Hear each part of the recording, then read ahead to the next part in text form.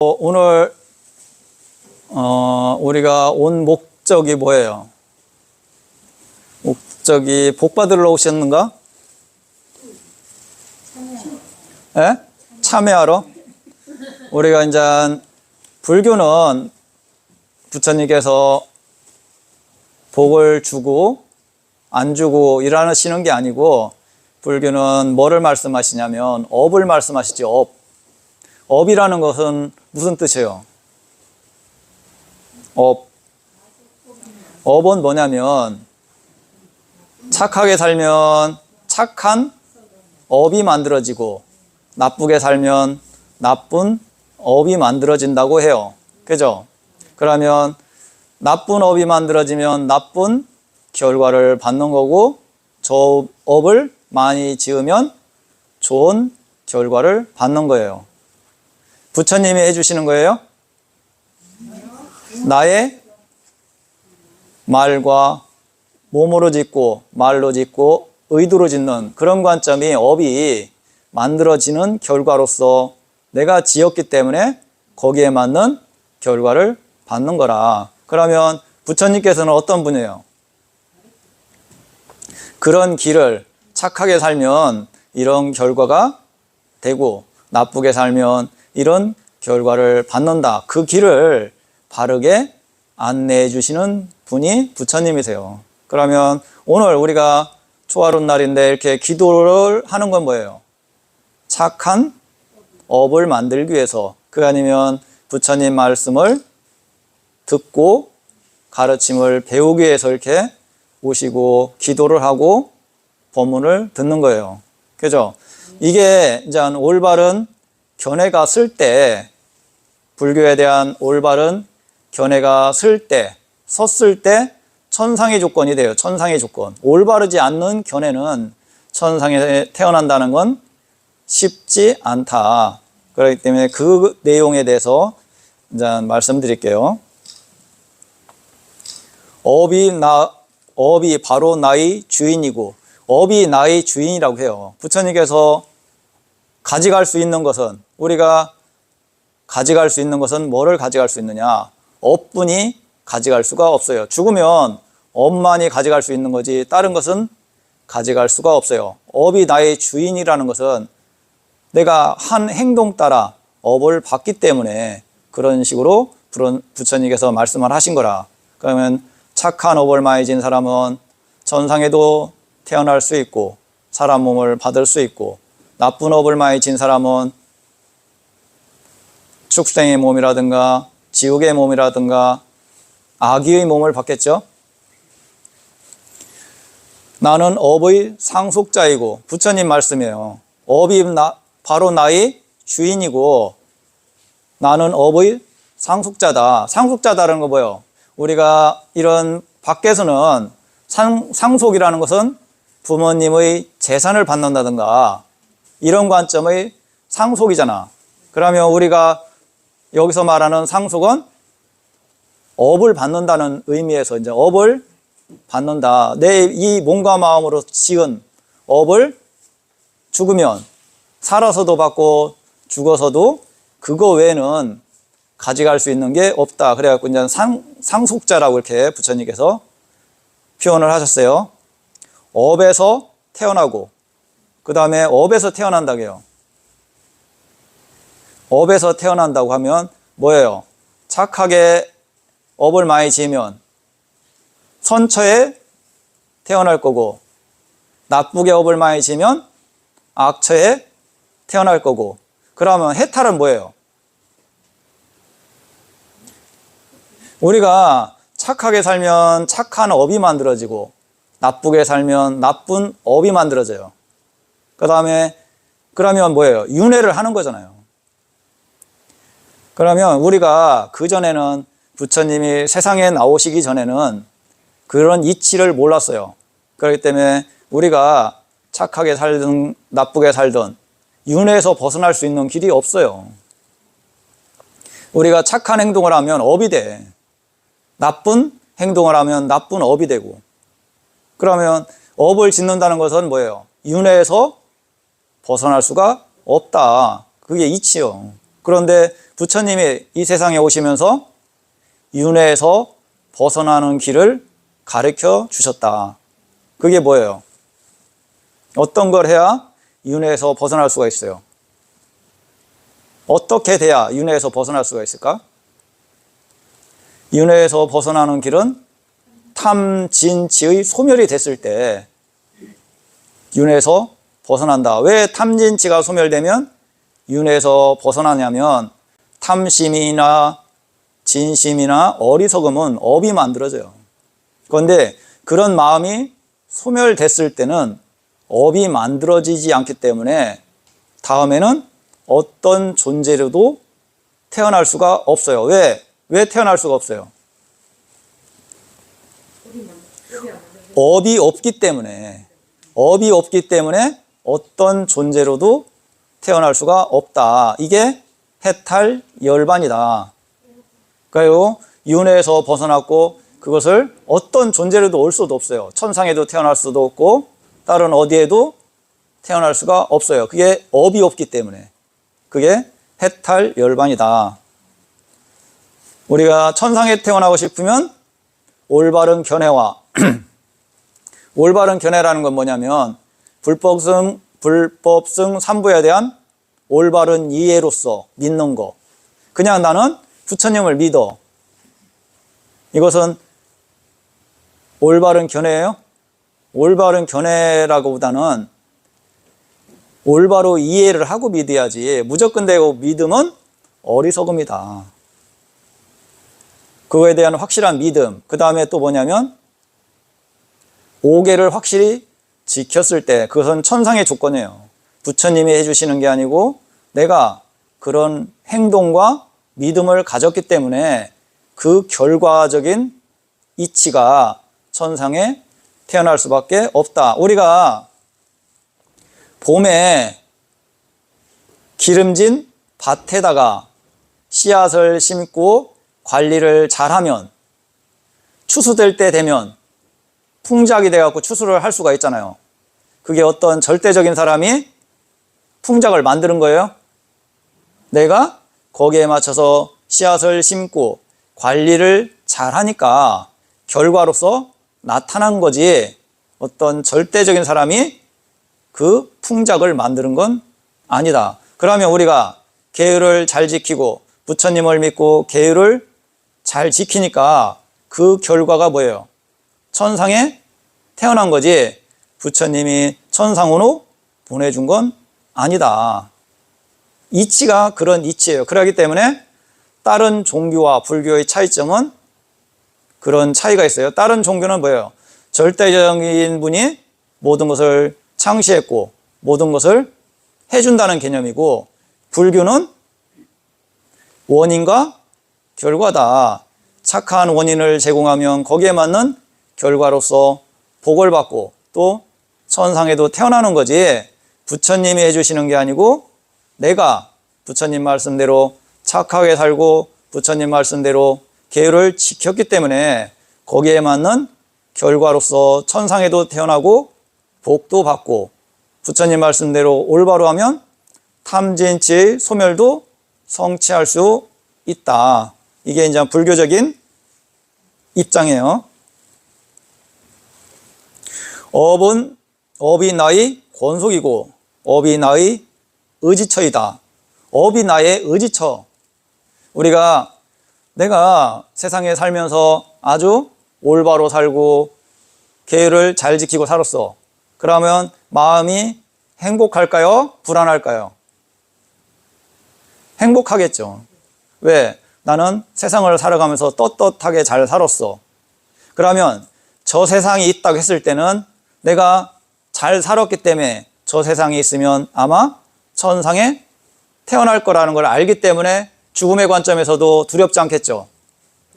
그러면 저 세상이 없어도 죽을 때 두렵지 않고 저 세상이 있다고 했을 때도 왜? 나는 잘 살았기 때문에 두렵지 않고 그게 살아서도 이득, 죽어서도 이득이다. 이렇게 말씀해 주는 거예요. 불교는 그런 관점에 견해를 갖고 있어요. 그런데 지금 불교의 관점은 우리가 절대적인 분이 다 성취를 해준다. 예를 들어 관세음보살님께서 원하는 것을 다 성취해준다고 하시죠. 그러면 도둑은 뭐를 원해요? 도둑은 뭐를 원하지? 도둑질을 할 때 안 들키고 재산이 많은 사람의 돈을 표 없이 가져오기를 원하겠죠. 그러면 관세음보살님한테 그것을 열심히 기도하면 관세음보살님이 들어줘요? 안 들어줘요? 안 들어주시겠죠. 왜 안 들어주셔? 소원을 다 들어준다겠는데.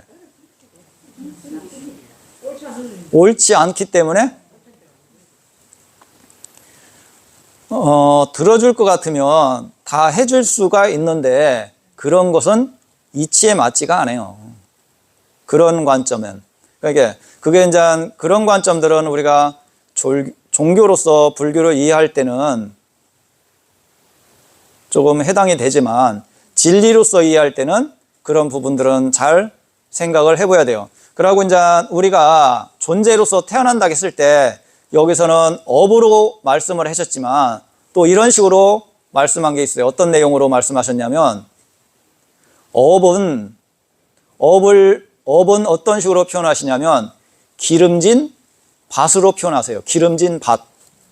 업은 기름진 밭이고 또 우리가 이 식이라고 하는 마음, 우리가 마음이라고 생각하는 이 마음을 씨앗으로 표현하세요. 이 마음이 없으면 또 다음 존재로도 갈 수가 없어요. 이 마음은 씨앗이고 업은 기름진 밭이고 이 마음은 씨앗을 역할을 하고 그러면 밭이 없다면 씨앗이 발현돼요? 안 돼요? 안 되죠. 그러면 씨앗이 없다면 또한 밭도 의미가 없겠죠. 그 다음에 이제 욕망, 가래적인 마음은 뭐라고 표현하시냐면 수분, 그러니까 물 한마디로 밭과 씨앗만 있는데 물기가 없다면 싹이 터요? 안 터요? 안 트죠.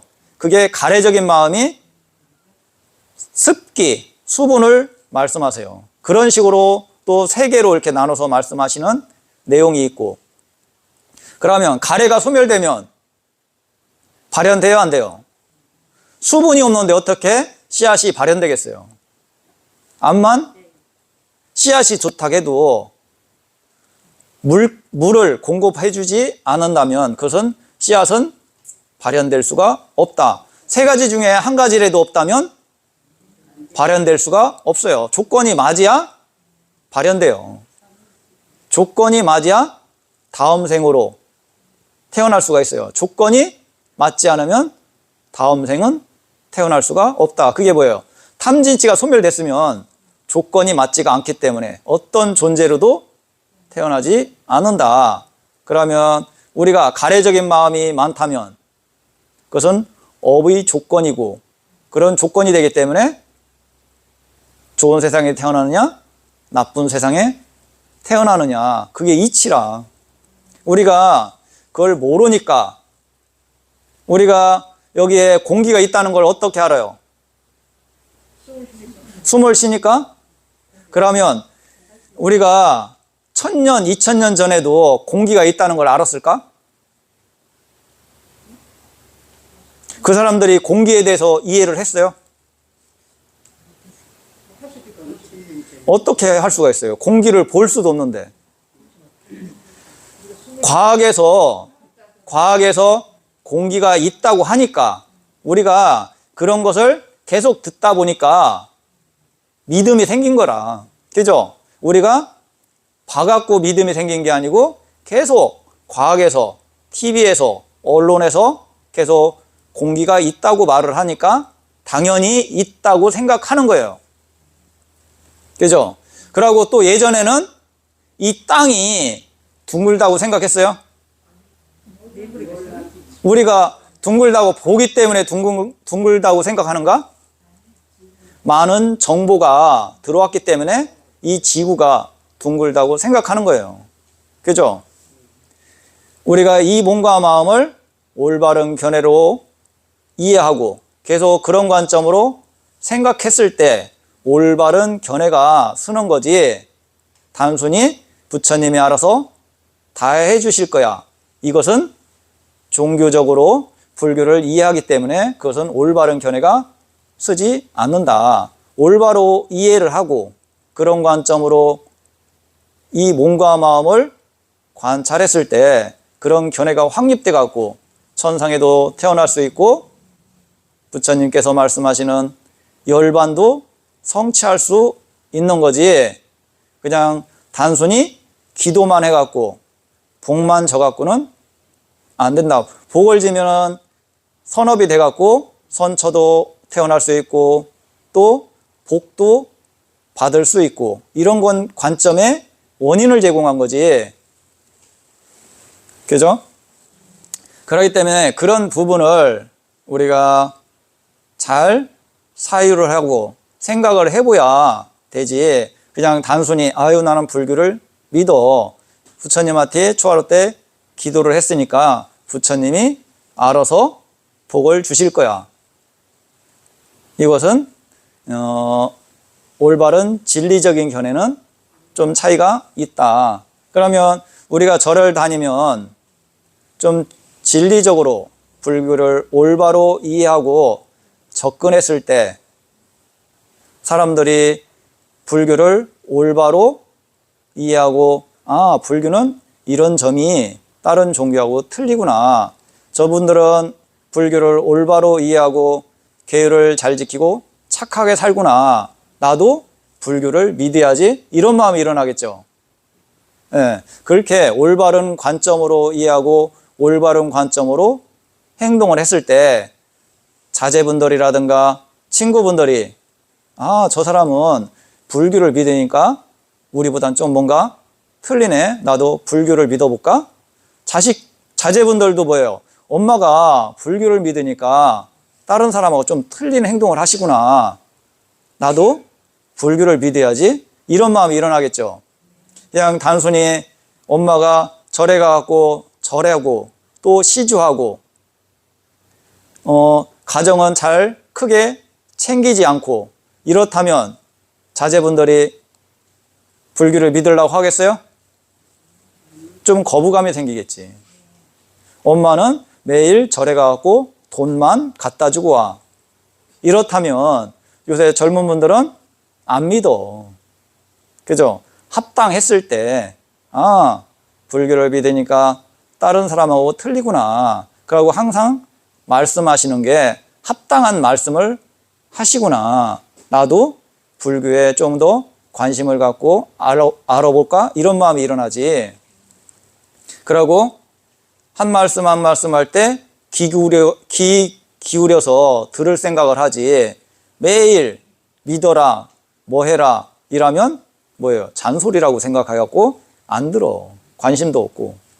그렇기 때문에 그런 부분들을 잘 생각해갖고 불교를 이해하고 믿고 부처님에 대해서 올바로 믿고 따르야 되는 거지, 그냥 단순히 부처님이 알아서 다 해주실 거야, 이것은 종교적으로 부처님을 의지하는 거예요. 이것은 그것도 좋지만 그거보다는 올바른 견해로 이해하고 믿었을 때 합당한 관점이 생기는 거지. 천상에도 태어날 수 있고, 천상에 태어나려면 부처님께서는 이런 관점을 행해라, 그러면 너네들이 천상에 태어난다. 복을 받으려면 이런 관점에 노력을 하고 행한다면 복을 받을 수가 있다. 그거 아니면 너네들이 윤회에서 벗어나려면 이런 관점의 행동과 노력을 한다면 윤회에서 벗어날 수가